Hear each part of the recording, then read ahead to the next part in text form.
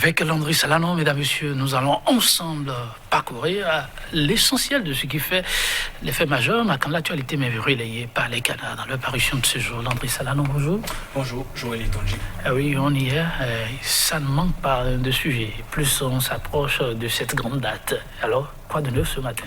Écoutez, on est encore dans de la politique, heureusement ou malheureusement, on sait d'ailleurs la presse béninoise elle est beaucoup plus politique, avec assez de sujets, vous savez, la modification de la constitution du 11 décembre 1990 a induit quand même, disons, certaines modifications, j'allais dire, a eu certaines conséquences. Désormais, le chef de l'État, disons, son mandat ne finira donc plus le 6 avril, mais plutôt au niveau du 4e dimanche, j'allais dire, du mois de mai. Ce sont donc les nouvelles dispositions de la constitution qui le prévoient donc ainsi, et à certains canaux de se poser des questions. Est-ce que subtilement le mandat de Patrice Talon a été donc prorogé? On s'interroge.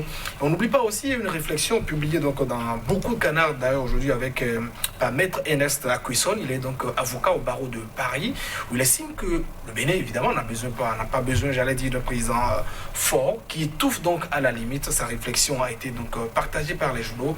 Décryptage dans un instant, Joël Etonji. Et puis le sort de l'OCBN, vous savez, les députés ont donc entamé une session depuis ce lundi au niveau du Parlement. On s'interroge également, est-ce que l'OCBN aura sans doute le même sort, j'allais dire, que la Sonacop, et quid notamment des travailleurs au niveau de ces différentes sociétés? Mesdames, Messieurs, on va donc y aller au-delà de ces faits. Landry Salano, on démarre avec quel quotidien? Nous démarrons avec Matin Libre aujourd'hui. Matin Libre qui parle du Bénin, notamment de la présidentielle de 2021, le mandat de Patrice Talon est-il prorogé de 2 mois? Voilà l'interrogation à la une du journal. Et toujours à la une du quotidien, on parle du Bénin, notamment de 30 années de pratique démocratique.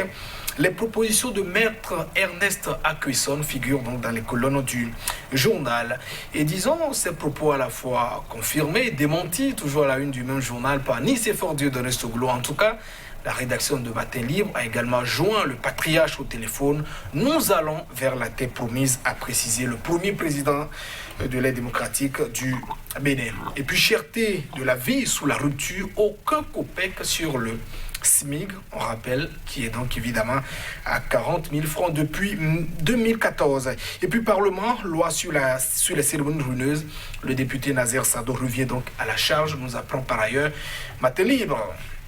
L'Audace Info, on parle donc, publie cette réflexion de Maître Akouisson, qui est donc inscrit au barreau de Paris. Le journal, on parle des pertinentes propositions de Maître Akouisson, Joël Etonji. Et puis, Actu Express, de son côté, revient toujours sur la même information.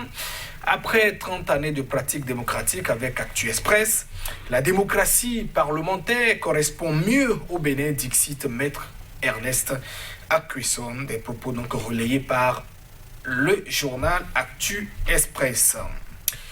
Et l'Éco-Info à présent de son côté nous parle évidemment de péripéties d'une démocratie à l'épreuve de 30 années de pratique.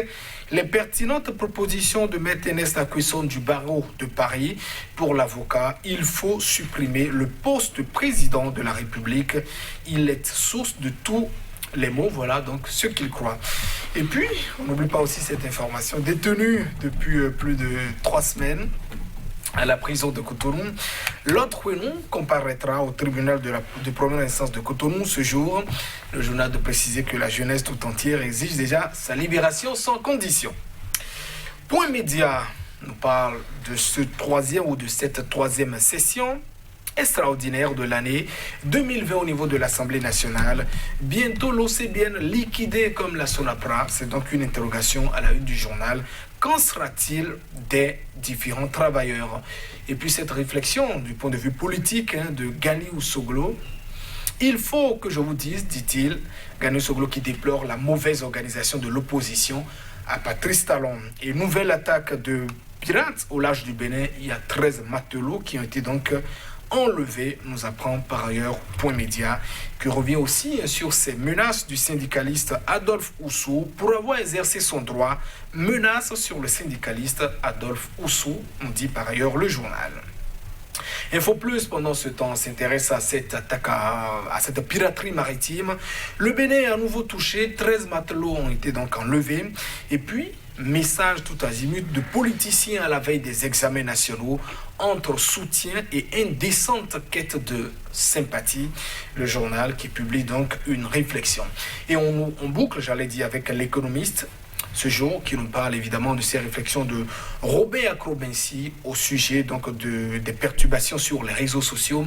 Les mauvaises pratiques des GSM sont à bannir, précise donc disons celui qui a donc une association qui défend les droits des consommateurs. Puis transfert de fonds vers l'Afrique subsaharienne. Retenez que la Covid-19 fait chuter les envois de la diaspora de 23,1%, nous dit donc ce matin l'économiste. Merci à vous, Landry Salanon. On va rapidement y aller. L'éco-info, entre autres quotidiens qui sont revenus sur le fait. À sa manchette placade les propos de Maître Ernest Akouesson. L'exécutif au Bénin est surpuissant et serait à la base de tous les maux qui minent la nation. Ben, ça fait trop fort, non? C'est vrai, Patrice Talon lui-même avait dit que le pouvoir exécutif est trop fort. Il faut pouvoir l'alléger. Ce n'est pas encore une réalité, mais lui, il dit tous les maux dont souffre le Bénin à un nom, le pouvoir exécutif, sa surpuissance. Oui, Maître Ernest Akouesson, il est avocat au barreau de Paris. Il fait le même dia aussi pratiquement que Patrice Talon.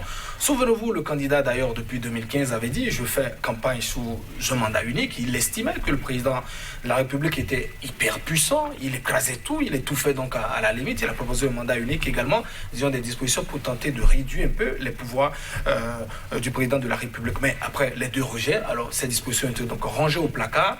Et puis ce sont d'autres qui ont été donc amenés. Alors, Maître Fatiou, excusez-moi, je dis Fatiou, Maître Ernest Akouesson, pardon, il parle de diagnostic en disant que le Bénin n'a pas besoin de président hyper puissant qui étouffe donc à la limite. Voilà donc ses propos. Nous avons plutôt besoin, le dira aussi Obama, plutôt des institutions qui sont donc forte, puissante, et il rappelle quand même que la faute n'est pas à l'actuel locataire de la Marina, de Patrice Talon, la faute réside plutôt à ce qui a été précisé par le constituant originaire, c'est-à-dire le constituant de 1990, à travers les dispositions qui ont été donc érigées. Alors après le diagnostic qu'il pose, il propose quand même certaines solutions, et d'ailleurs la première qui semble beaucoup plus aguerrie à ses yeux, il s'agit de l'instauration d'un régime parlementaire, c'est-à-dire que après des élections législatives qui seront donc organisées, évidemment, le gouvernement ou le Premier ministre serait donc issu du parti qui aurait donc la majorité au niveau du Parlement. Il citera plusieurs exemples. Le Royaume, on parle par exemple du Royaume-Uni, c'est-à-dire en Grande-Bretagne, vous avez la Norvège, le Danemark, beaucoup d'autres pays qui ont adopté ce modèle. Et puis le président de la République aussi serait quand même issu, il le précise aussi, disons, du suffrage universel direct, où son rôle se cantonnerait simplement à des rôles honorifiques ou en tout cas pour donner davantage de pouvoir aux partis politiques. Il propose ce qu'il qualifie notamment de régime beaucoup plus parlementaire. Il estime également que le Bénin doit pouvoir aussi avoir quand même une personnalité morale. Vous savez, au Burkina, par exemple, nous avons le Moronaba. Au Bénin, par le passé, nous avons eu Monseigneur Isidore de Souza, voilà, le cardinal Ganti également, Monseigneur Gaïn. Il y a quand même ces personnalités qui, au-delà, quand il y a beaucoup de bruit, arrivent quand même à parler, à calmer un peu la situation. Il fait le constat que depuis l'arrivée du régime de la rupture, il y a beaucoup qui ont été donc contraints à l'exil, donc pas pratiquement de personnalité morale qui puisse donc apaiser les politiques quand il y a donc guerre. C'est une autre solution qu'il rappelle en citant les nombreux pays dans lesquels ce modèle a été donc pratiqué, notamment le régime parlementaire. Analyse Joël Yetonji. Il est vrai qu'il fait un meilleur diagnostic par rapport à un régime parlementaire pour davantage asseoir un système, disons, d'une réforme de système partisan qui soit beaucoup plus, c'est-à-dire redonner le pouvoir aux partis politiques. C'est une solution, au-delà de beaucoup d'autres également qui sont proposés. On comprend l'idée de mettre Ernest Akouesson, quitte à renforcer davantage les partis politiques dans leurs différents rôles. Sauf qu'il y a aussi certaines limites quand même à ces propositions qu'il fait.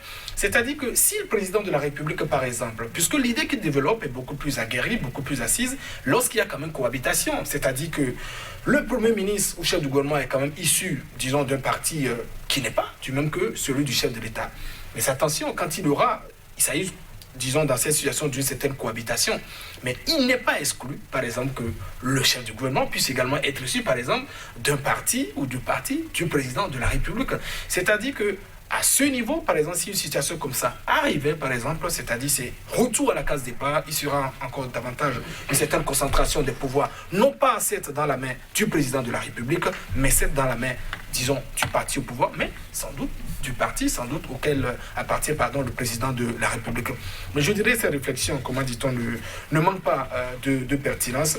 On dit souvent, quand on a peut-être essayé tout, pourquoi ne pas, et que ça ne marche forcément pas, pourquoi ne pas davantage changer une autre méthode et voir évidemment ce qui peut nous aider à travers ce que nous essayons donc de vivre. Parce que l'arrivée du régime de la rupture, notamment depuis que Patrice Talon est là, il a montré ce que je dirais pratiquement toutes les limites, je dirais, de nos dispositions, c'est-à-dire le président peut faire ci, vous voyez, Parlement contraint donc au silence, vous n'avez que 2 partis qui soutiennent les actions du chef de l'État, même en Corée du Nord, j'ai toujours rappelé qu'il y a des députés indépendants, c'est-à-dire que même au Bénin, on se demande, mais nous ne sommes pratiquement même plus comparables à la Corée du Nord, qu'on qualifie même d'un régime assez j'allais dire, dictatorial. Donc, il y a sans doute beaucoup de choses à faire. C'est de la discussion que jaillit la lumière. On attend d'autres réflexions, telles que, comment dit-on, celle de Maître Ernest Akwisson. Il faut peut-être lire la réflexion et pourquoi ne pas aussi l'expérimenter. Ah oui, les Béninois qui montrent beaucoup d'attachement à leur patrie, ça fuse de part et d'autre aux autres de pouvoir s'approprier ces réflexions, car on aura de cesse de le dire ensemble. On est plus fort. Merci à vous, Landry Salalon. Le temps est complètement parti. On se retrouvera sans doute demain. Merci à vous, chers téléspectateurs. Au revoir.